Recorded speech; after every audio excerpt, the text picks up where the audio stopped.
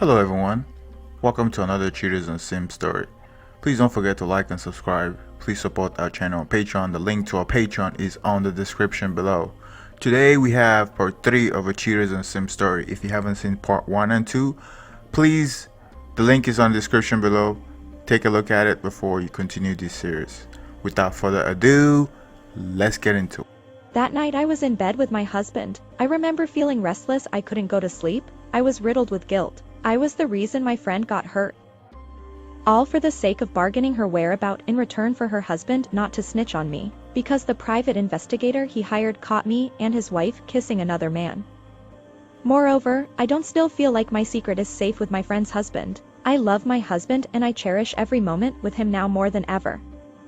I feel so lucky to have him and I would hate what we have to change. I kept turning till I woke my husband up and he asked me whether I was okay. I said yes. I got up to see if I can find a sleeping pill to help me go back to sleep because I have a busy day the following day. On my way to the refrigerator, I saw the living room light was on and my girlfriend was laying on the couch. I saw that she was talking to someone on the phone, crying. I felt really sad for her. My stomach was turning with guilt when I saw her crying. I instinctually came closer to her to hug her. I didn't know who she was speaking with on the phone. As I came closer, she noticed me and was about to hang up the phone. She told the person that she would call him back, then she hanged up the phone. I asked her who it was that she was speaking with as she looked away from me. Just by her body language I could tell that she was speaking with the trainer. I just sat next to her in disbelief. I couldn't believe that she was speaking with the same guy that abandoned her to fend for herself. I asked her why she was still speaking with him, and she told me that he was the one that kept calling her and she picked up. She continued that he was apologizing for leaving her there. And she said that she felt guilty about getting him involved with her drama. Until then I haven't even asked my friend about what happened. All I knew was that they were coming out of the establishment when she and her affair partner were cornered by her husband and 2 other guys. They were caught off guard, since the affair partner haven't seen the husband before. When they came out of the establishment he didn't know who he was at first, however. He knew my girlfriend was married, although my friend told the affair partner that she was having problems with her relationship when they started dating. And he was under the impression that my friend was going to start a relationship with him, after her husband decides to follow through with the divorce. According to her, she didn't entirely want to let the affair partner go, even though her husband suspected something. And I got the impression that my friend was just using him as a backup in case her husband divorces her. My girlfriend is not the kind that takes breaks to heal after a breakup. She normally just run into another relationship with another guy. She never takes time to heal. She's always been like that and she has always had boyfriends. Sometimes she has 2 boyfriends at a time and would rationalize that the other boyfriend is thinking about breaking up with her, which is how she justifies having another guy on the wing. I have always told her that she is sabotaging her relationships by having a side dude, but who was I kidding? I sometimes get influenced by her and would do the same thing when I was younger. But those are my younger days. Nevertheless, who can blame my friend? She is so beautiful, more beautiful than me. Any wonder why 4 guys would be fighting for her in a public parking lot? In some way she always enjoys the drama and the emotional roller coaster, and I have a feeling that her husband was too obsessed with her to let her go. Anyways, so she said that they were coming out of the establishment holding arms next to her affair partner when her husband came out of nowhere and dragged her by the other arm. Her husband pulled her so hard that she fell and her affair partner almost fell with her while she was on the floor. Her husband now looking down on her as she is on the ground, he was calling her all kinds of profanity and racial slurs. She got up in anger and slapped her husband and he responded by punching her multiple times on the mouth, causing her to fall again.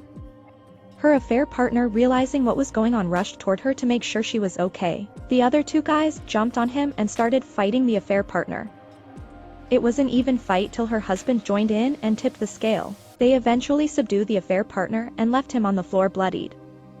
With all the commotion going on, crowds started forming and threatening to call the cops, causing the 3 assailants to flee the scene. The affair partner stood up angry as she tried to help him up. However, when he got to his car he went berserk when he realized that his brand new truck has been vandalized. He blamed her for getting him into this mess and told her that he didn't want anything to do with her. And now that she is back home with me, he is calling her back apologizing. That is when I found her on the couch. After she finished telling me the story about what transpired, I was like, I told you a long time ago that I had a bad feeling about your husband, but you still went ahead and married him. So, the backstory is a few years ago when my friend started her new job where she met her soon-to-be ex-husband. She had a boyfriend that she was about to break up with because she was cheating on him with her soon-to-be ex-husband. She invited me to her work outing for the opportunity to meet her future husband. I went to the party, and I had a bad feeling about him. After the party, I told my friend that I don't think he was right for her, but I knew she likes guys like that, guys that give off this macho vibe. Guys that think that their Johnson is too small, that they need a big truck or a motorcycle to compensate. At that point I knew we were past our party phase, and she needed a good man to settle down with, so I tried to hook her up with one of my husband friend. Well, my friend being who she is, instead of her dumping her future ex-husband, she decided to start screwing both of them and leading them on. Her future husband later found out about this, and he found out that I set my best friend up with the guy, and from then on, he hated my guts. But yet he still went on to marry her even though he knew she was screwing both of them at the same time. The excuse she gave him was that they weren't married, and for some reason he bought it, and he decided to marry her. Instead of being angry with her at the time, he became angry with me. And ever since then he labeled me as the bad influence. Anyways, back to the confrontation at the parking lot. The idea that came to mind at the time was that I thought the physical assault was an opportunity to get back at my best friend's soon-to-be ex-husband. File a police report and hold this over his head as an insurance policy if he rats on me. My best friend refused that she wasn't going to the police about it. I told her that since he was blackmailing us with the pictures, and we should probably hold this on his head as well. I was able to convince her when I told her that it would help her in the divorce settlement if she made him out to be a crazy person that assaulted her and vandalized her affair partner's car. She called back the affair partner and told him to send her pictures of all the damages he sustained on his car. I already had picture of the bruises she received from the assault. And the bruises on her lips and the scratch on her body is still visible. Moreover, most establishment had cameras, so I hope they captured it on camera. I was able to go back to sleep without the sleeping pill that night. First thing we did in the morning was to go to the police. My friend canceled her activities for the day. And I delayed my appointment to take my friend to the police station so we can file a police report.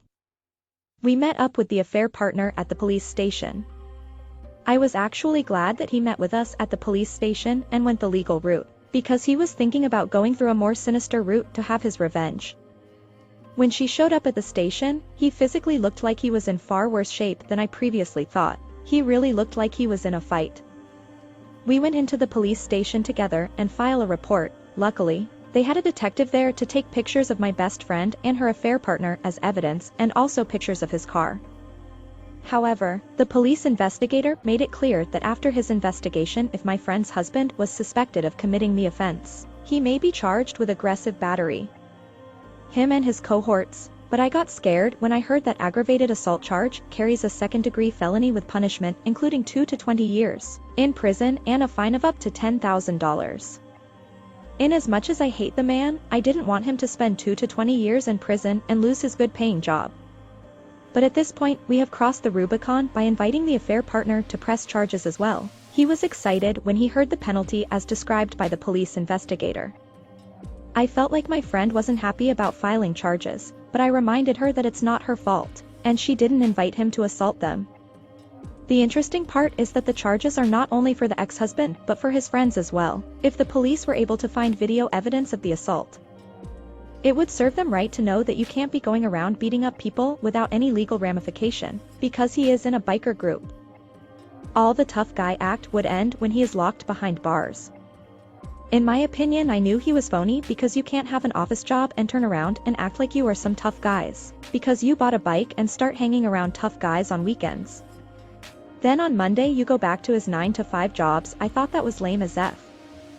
2 days after my girlfriend and her affair partner filed charges on her husband and his cohorts, the police investigator told them that they have completed the investigation. Luckily, they had the footage of the assault and I have identified the assailants. The private investigator told us that the 3 of them would be arrested soon and charged with aggravated assault. Additionally, I told my friend not to speak with her ex-husband without the presence of a lawyer, and since we don't have one yet, I can act as a go-between. I thought this was my opportunity to play a role in this whole thing because I wanted to control how this goes. I felt like everyone can come out of this whole thing happy. So what I did was I contacted my best friend husband and told him that the police were going to arrest him and his friends for aggravated assault. Of course that scared the hell out of him. I could hear by his voice that he was scared shitless. All the tough guy act was thrown out the window. He started pleading that I should convince both my friend and her affair partner to drop the charges. I told him that he knows that I couldn't do that and that he just can't be going around beating people up without consequences. He pleaded with me that he would lose his job and freedom, and I told him that I didn't ask him to beat up anybody, and he should have thought about that. I left the phone call feeling like the table has turned and now he is the one that needs my help. His soon-to-be ex-wife is not picking up her phone and she was planning on moving in with the affair partner. I was the go-between the affair partner, my best friend and my best friend ex-husband. The following day the police came back and picked up my best friend soon-to-be ex-husband and his two friends that assaulted the affair partner. That evening I tried to convince my best friend not to move in with her affair partner yet till her divorce is finalized. I didn't tell her this, but I still don't trust the affair partner. I don't like him and I still think he's not right for my friend. But for now I have to keep him close because I had a feeling that I may have to convince him to drop the charges in return for something. After the three goons were arrested, they posted a bail from $5,000 to $10,000 the following day and they were told to appear in court in 2 weeks. My friend's soon-to-be ex-husband called me after he posted bail pleading that his wife wasn't picking up her phone. I told him that her lawyer told her not to answer his phone. I would imagine he was pissing himself knowing that he was facing real jail time and the bad boy act is over. Then he tried to convince me to intercede on his behalf. I reminded him that not so long ago he was threatening to make me suffer. Why would I do him this favor knowing that he would come back at me? I was sort of relieved when he responded by acting like we had already settled the issue of exposing me because I gave him the address of his soon-to-be ex-wife location. That evening I went to the bar with my best friend and her now new boyfriend. They were sort of celebrating that her soon-to-be ex-husband and his friend will go to prison and buy him a new car and pay their medical bill. Plus she is going to fleece him on the divorce and take the house while he is in prison. I tried to convince them to rethink the situation by asking them if they wouldn't be happy if they collect as much money as they can from them from the assault in return for all charges to be dropped. The affair partner asks me how. I told him that we can settle out of court. He immediately rejected that offer. I reminded him that right now they probably end up paying them $70,000 for the vehicle damage and medical bill and still go to jail. What if we are able to settle out of court, even if we aren't able to drop charges? We could be able to work out a plea agreement with the prosecutor in the worst case scenario. We were able to come to the agreement that we can get at least $250,000 to $300,000 from them in return, if my best friend and her boyfriend could convince the police to drop all charges. Otherwise they could risk losing their jobs and their freedom. We knew the money was a little too high, but we know we got them by the balls.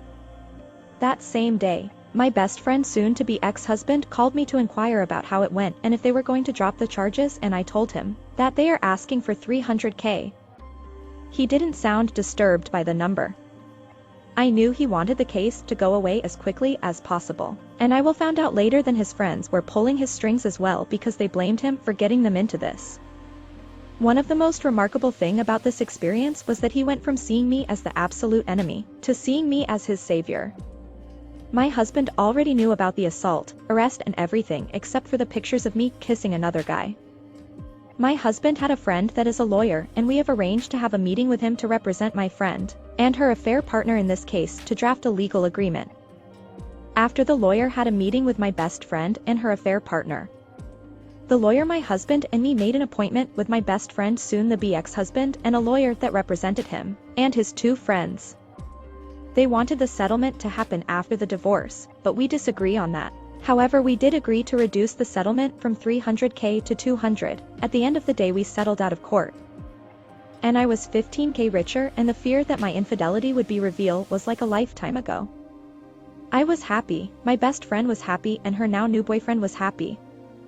And my best friend just signed the petition for divorce, and in 60 days she would receive a final divorce decree from the judge, and would officially divorce from her meathead husband. And everybody lives happily ever after. That should be the end of the story, right? Well, wrong. A week later, after the judge have signed the final decree, I walked into my house after work and my husband was waiting for me in the living room with pictures of me kissing another man. He was crying with distraught on his face. I didn't know what to say. I wanted to say that it wasn't me, but I didn't have any excuse other than to tell him that I was drunk and it was a mistake. He wanted me to leave the house and I told him that I don't know where to go. He said he can't have me in the house, that I can go and leave with my promiscuous friend and her boyfriend. After we argued, I told him that it was a silly mistake. He said that it might be a mistake, but for now, he didn't want to see me. I agreed to leave the house. I wanted to go and stay at my best friend's house with her now boyfriend, so I called her. When I called her, my friend was crying. I asked my friend what was wrong with her, and she asked me if it was true that I was the one that told her ex-husband where she was. I told her that her husband was lying and he may have had some private investigator on her, but my friend immediately stopped me and told me she have proof that it was me. I asked her what proof. And she played a recording of me speaking with her ex-husband. How could I have known that her ex-husband recorded all his phone conversation? My friend of 13 years then told me to never call and speak to her again and that I am no longer her friend. Right now, I am really sad and depressed. I lost the only two people that I care most about in this world in one day. I don't know what to do, so that night I went and stayed in the hotel. I hope my husband would take me back because I can't live without him.